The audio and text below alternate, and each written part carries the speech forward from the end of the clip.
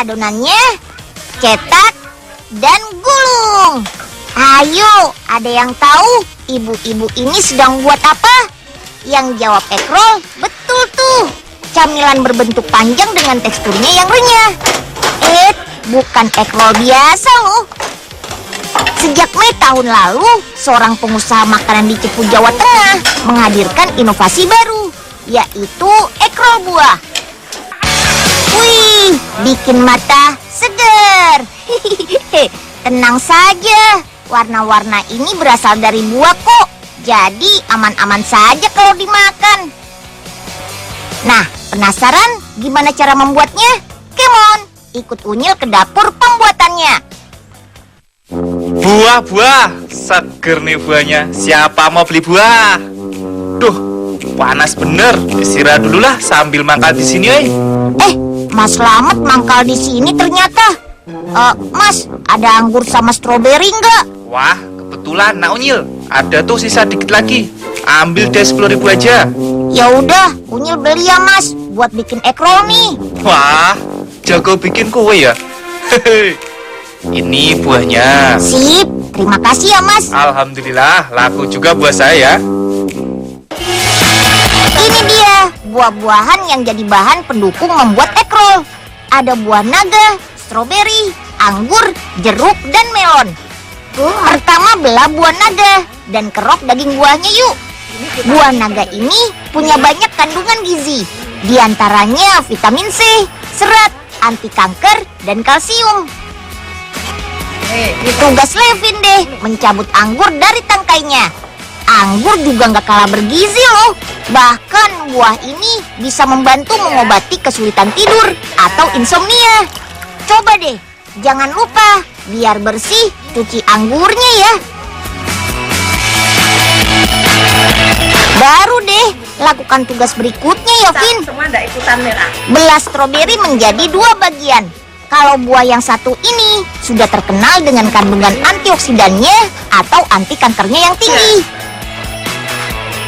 Terakhir kupas buah melon dan potong-potong jadi beberapa bagian.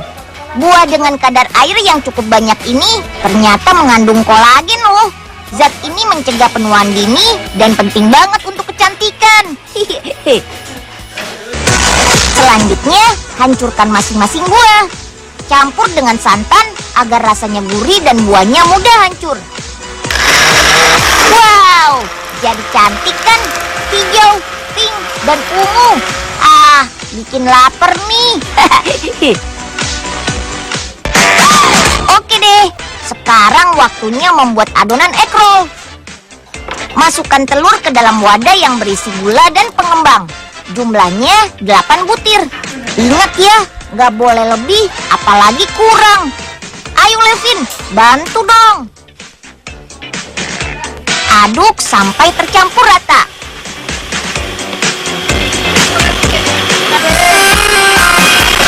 Baru deh, masukkan bahan lainnya seperti jus buah naga,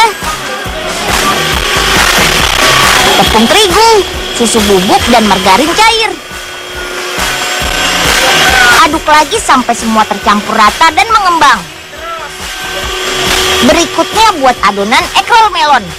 Lakukan cara yang sama yuk. Kali ini Davis deh yang bantu. Sip, adonan siap diolah jadi Ekrol nih. Wus, wus, hahaha, wus. Waduh, ada embul lagi tuh. Siap-siap deh. Wah, ada Unyil tuh bawa bungkusan. Nyil, itu apaan Nyil? Ini Embul, buah-buahan buat bikin Ekrol. Asik, bagi ya Nyil. Asem banget Nyil. Embul dikerjain nih. Yes, siapa yang ngerjain? Embul sih nggak nanya dulu, main makan aja. Ya udah, kalau gitu Embul minta jatah Ekrolnya aja ya. Awas ya kalau nggak dibawain. Dasar Embul, mau enaknya aja nih. Hore, waktunya mencetak adonan. Caranya mudah, tapi harus hati-hati ya. Tuang 1 sendok adonan ke dalam cetakan panas. Tutup dan jepit alat cetak selama 30 detik. sudah matang deh. Tinggal gulung dengan cara menjepit lembaran adonan di antara dua stik bambu. Gimana? Mudah kan? Egg roll sendiri berarti telur gulung. Karena camilan ini memakai telur sebagai pembentuk tekstur adonan, jadi mudah digulung. Ayo Evan, Davis, Levin, masukkan egg rollnya ke dalam toples ya, biar tetap renyah. Oh iya, dalam sehari membuat egg roll, adonan yang terpakai bisa sampai 25 kg loh. Masukkan egg roll ke dalam plastik. Ambil 3 batang egg roll untuk tiap rasa buah. Tata yang rapi ya.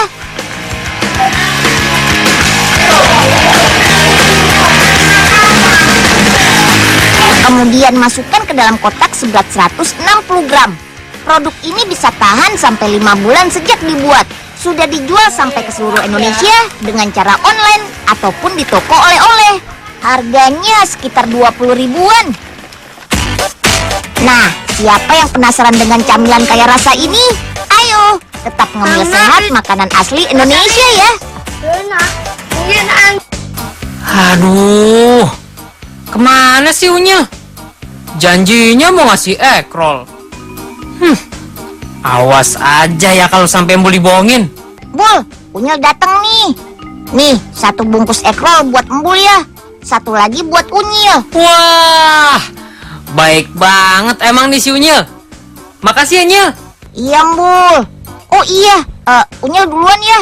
Mau ke rumahnya Pak Raden nih. Sip. Embul cobain ah.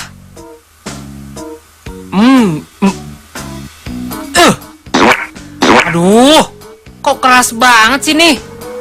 Wah, kayaknya bener nih Embul dikerjain Unyil. Emang enak, kabur. Oh, ini pabrik minuman segar Orange toh. Ini dia, bulir jeruknya yang sudah dibekukan. Hancurkan dahulu sebelum dimasukkan ke dalam larutan air dan gula. Oke, masukkan. Diperlukan 4,5 kantong bulir jeruk untuk membuat 1900 liter jus jeruk ini. Banyak juga ya. Lalu masak selama 30 menit. Setelah itu, alirkan melalui pipa-pipa bersuhu 80 sampai 85 derajat Celcius supaya minumannya steril. Agar terjamin kualitasnya, botolnya khusus dicetak sendiri loh. Nah, ini dia calon botolnya atau preform. Masukkan calon botol ke mesin pencetak botolnya. Ayo botol-botol, antri ya. Mesin ini bisa mencetak 14.500 botol per jam.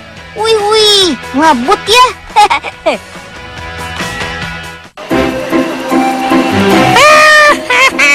Lah ayo kita ngeband, ayo kita ngeband. Tetek dung dung tek dung dung, tetek dung dung tek dung dung, tumplak tumplak tumplak tumplak. Tetek dung dung tek dung dung, tetek dung dung tek dung dung, tumplak tumplak tumplak. Bus, pergi sana. Bus. Ntar dimarahi itu sama penjaganya. Goyang, goyang, ayo goyang, goyang, goyang, goyang. Untung cuma botol reject yang dimainin. Soalnya botol yang dipakai kan harus steril. Nah, sudah kebentuk kan botol-botolnya. Lewat pipa-pipa bersuhu 94 sampai 100 derajat Celcius, kemudian jus dialirkan. Lihat sisi-sisi botol yang datar kan? Itu tandanya botol tahan panas. Karena tulang-tulang atau sisi-sisi botol itu berfungsi sebagai penahan. Botolnya dicuci dahulu loh biar bersih. Lalu masukkan jusnya ke dalam botol dalam keadaan panas. Lalu mulut botol disemprot dengan air panas untuk membersihkan bulir-bulir sisa jeruk yang menempel. Nah, sudah ngantri tuh tutup-tutup botolnya. Setelah melewati sinar UV, lalu klop, ketutup deh. Tapi jusnya masih panas loh, sekitar 88 derajat Celcius. Semprot lagi dengan air panas biar botolnya juga bersih. Wih, botolnya ditidurin juga nih. Ini namanya proses tipping. Jusnya sengaja dimiringkan agar cairan jus yang panas tadi menyentuh tutup botol atas, biar sama-sama panas dan steril. saatnya masuk ke cooler atau pendingin. Minuman yang masih bersuhu 83 sampai 84 derajat Celcius disemprot dengan air bersuhu 14 sampai 20 derajat Celcius. Lalu dikeringkan dulu. Soalnya minuman harus bersuhu di bawah 32 derajat Celcius. Lalu botol-botol diberi label. Biar labelnya terpasang dengan rapi, harus masuk ke mesin pemanas sebentar. Dan jreng-jreng, keluarlah jus siap minum. Oke, jus jeruk tinggal di packing dan dijual ke seluruh Indonesia. Sekarang kita jalan-jalan ke pabrik sirup jeruk saja yuk, di daerah Kedung Halang, Bogor. Untuk membuat sirup jeruk, pastinya perlu konsentrat atau sari jeruknya. Konsentrat jeruk ini bisa disimpan 2 tahun loh, timbang sesuai kebutuhan. Bentuknya nggak cair karena sudah dicairkan. Bahan-bahan lain yang diperlukan yaitu gula, pewarna makanan, asam sitrat atau cuka asam. Oke, semua bahan sudah siap diproses untuk membuat 1000 liter sirup nih. Sekarang bawa ke bagian produksi yuk. Sekarang didihkan air hingga 100 derajat Celcius biar kuman-kumannya mati. Lalu alirkan ke dalam tangki berkapasitas 100 liter. Air dicampur dengan gula sebanyak 290 kg, pewarna makanan dan asam sitrat. Aduk-aduk terus selama 15 menit. Terakhir, masukkan konsentrat dan aroma jeruknya. Aduk lagi sampai rata. Selanjutnya, cek kadar asam jeruknya di laboratorium agar rasanya pas dan aman.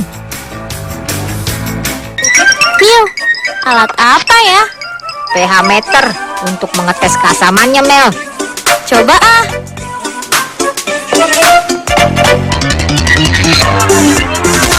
Diam dulu, biar angkanya muncul.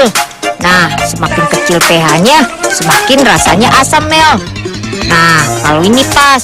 Tingkat keasamannya antara 3 sampai 3,5.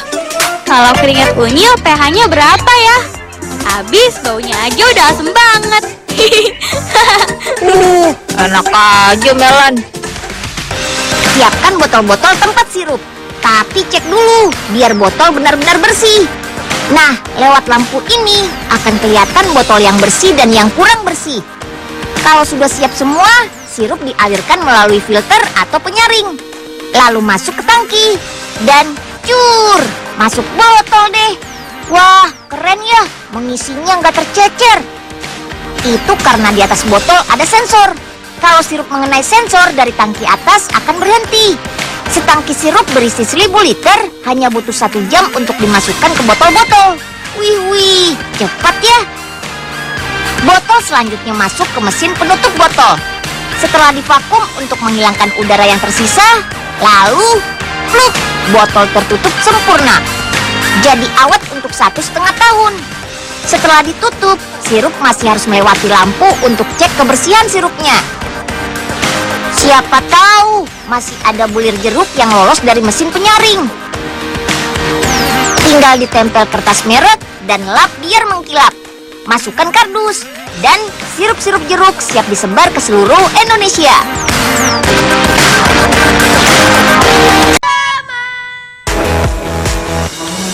Siapa yang mau ngemil coklat? Ada coklat yang nggak biasa nih. Coklat kaya rasa yang terbuat dari bubuk bunga sakura dan bubuk teh hijau khas Jepang. Ditambah dengan biskuit renyah di dalamnya. Ah, kalau yang ini sih, Unyil juga mau deh. Produk coklat ini sudah hadir sejak tahun lalu dan sudah dijual ke seluruh Indonesia loh. Dilihat dari kemasan dan rasanya, produk ini seperti dari luar negeri. Tapi siapa sangka, ternyata 100% buatan kakak-kakak kreatif di Yogyakarta. Bahkan sudah mendapat label halal loh. Yuk kita kemon, langsung ke lokasi pembuatannya. Timbang dulu yuk bahan-bahannya. Mulai dari tepung terigu, gula, mentega, bubuk bunga sakura, bubuk teh hijau khas Jepang, dan air. Aduh, Nyil, berat banget sih. Mana nggak nyampe-nyampe lagi nih. Masih jauh nggak, Nyil? Embul, masa badan sebesar Embul nggak kuat sih bonceng Unyil? Ayo Embul terus, lokasinya masih 200 meter lagi nih. Aduh, tahu gitu tadi naik sepeda. Sampai sana, Embul dapat apaan nih? Ya, ntar Embul bisa makan coklat sepuasnya deh. Wah, asik. Kalau gitu, ayo kita tancap gas lagi, Nyil. Bisa sih, tapi bayar. Lanjut, kita buat adonan biskuitnya. Aduk campuran mentega dan gula dulu ya, sampai rata dan halus. Tambahkan air juga. Ayo Dava, tolong dibantu ya. Sambil terus diaduk, masukkan bahan intinya, yaitu campuran tepung terigu, bubuk bunga sakura, dan bubuk teh hijau yang sudah diayak. Aduk terus sampai benar-benar kalis. Kurang lebih 10 menit, adonan biskuit siap diangkat. Dava, bantu lagi ya. Proses berikutnya yaitu mencetak adonan untuk menjadi biskuit. Kali ini tugas Ninda yang membantu. Caranya, siapkan alas berbahan silikon atau karet dan juga cetakannya. Untuk mencetak biskuit, masukkan adonan ke dalam cetakan, tekan-tekan sampai penuh. Lakukan hal yang sama sampai semua lubang cetakan terisi. Sip, kalau sudah penuh, lapisi dengan plastik yuk. Gosok-gosok seperti ini. Tujuannya membentuk cetakan adonan menjadi rata dan rapi. Kayaknya Ninda kesulitan ya. Ayo Ninda, semangat. Tada! Akhirnya selesai juga. Waktunya melepas plastik dan cetakannya.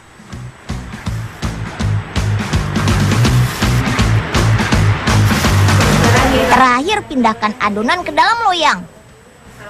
Oke, siap dipanggang dalam oven. Memanggang biskuit butuh waktu sekitar 15 menit. Atur suhu sekitar 165 derajat Celcius ya. Untuk mempertahankan kualitas biskuit, diamkan dulu selama 20 menit setelah dipanggang.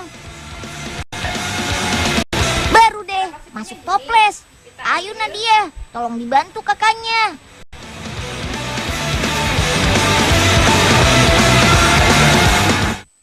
Nah, ini dia nih biskuit yang udah mateng. Boleh nih dicoba. Aduh, aduh, panas. Aduh, kena kan jari Embul. Embul, kenapa Embul? Wah, pasti langsung nyopot biskuit ini ya. Aduh, iya nih Nyil. Tangan Embul kepanasan nih. Embul sih suka main serobot aja kalau lihat makanan. Ini kan masih panas Embul, harus didiamkan dulu. Yeay, mana Embul tahu. Namanya juga lapar. Biskuitnya beres. Sekarang giliran membuat coklat. Masukkan bahan-bahan pembuat coklat ke dalam wadah pemanas. Pertama lemak coklat, lalu coklat putih berkualitas tinggi. Panaskan sampai meleleh dan kedua bahan tercampur. Aduk-aduk yuk. Jika sudah mencair, masukkan bubuk matcha atau teh hijau dan bubuk bunga sakura. Harus sambil disaring ya, agar bubuk semakin halus dan tidak ada kotoran masuk. Aduk-aduk kembali sampai semua bahan tercampur rata. Kira 10 menit saja kok. Tuh kan, coklat sakura matchanya sudah jadi. Lanjut, tuang cairan coklat ke dalam cetakan berisi 12 batang. Rapikan dengan cara digoyang-goyang. Baru deh, masukkan biskuit ke dalam masing-masing batang cetakan. Tekan sampai biskuit masuk ke tengah coklat. Sip, coklatnya siap dibekukan. Kayaknya sudah beku nih. Oke deh, lepaskan coklat dari cetakan. Hati-hati ya, biar coklatnya nggak rusak. Potong dan kikis pinggiran coklat agar lebih rapi. Timbang coklat sampai angka 30 atau 31 gram. Coklat yang lulus dan permukaannya halus langsung bisa dikemas deh. Rekatkan ujung kemasan. Satu kotak kemasan berisi 20 bungkus coklat. Harga per bungkusnya Rp11.000. Zat flanovol dalam coklat bisa membantu otak menjadi cerdas loh. Wih, makanya Ninda, Nadia, dan Dava menikmati sekali tuh. Ayo, siapa yang mau mencicipi?